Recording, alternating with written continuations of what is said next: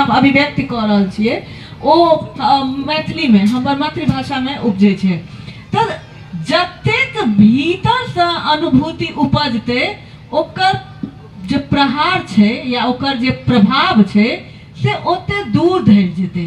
जेना एखन हम सब कहै छलियै जे कोम लिखा रहलै नेपाल में, तऽ इहो ओहि पर देखबाक छै जे कोम लिखेले ओकर प्रभाव केहन छै, गुणवत्ता केहन छै। बहुत लिखा के यदि प्रभाव नहीं भेले आ कम लिखा के प्रभाव छै तो ओकरा स्वागत हेबाक चाही। हाँ, ई और बात छै जे हम संख्या के परिमाण के सेहो बढ़ावी। तो जे प्रश्न छै जे अहाँ साहित्य रचना तऽ करै छी मुदा एकटा भाषिक दायित्व से करै छी या ओकरा वैश्विक स्तर तक अहाँ लऽ जाइ छी, हम नहीं होइ छै कोई लऽ गेनार।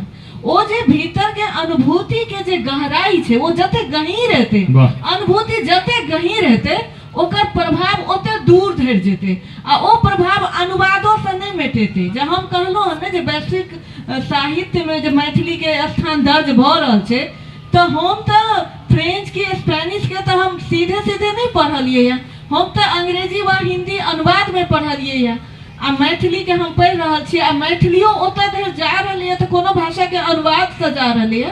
तो भाषा चाहे हमर हुए कि दोसर हुए वो माध्यम छै आ हम जाहि भाषा में सोचबै ओहि भाषा में जखन पहिल अभिव्यक्ति हेतै जे कि सर्जक के होइ छै, अनुवादक के नहीं।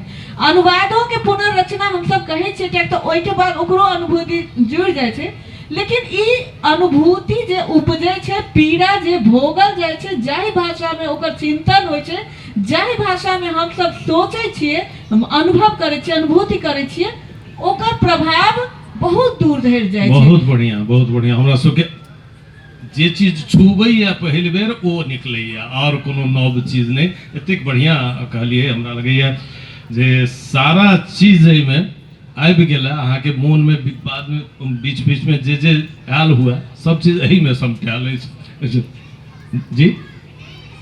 कहियो ने एही चीज के बढ़ा के सेहो अहाँ कहि सकै छियै।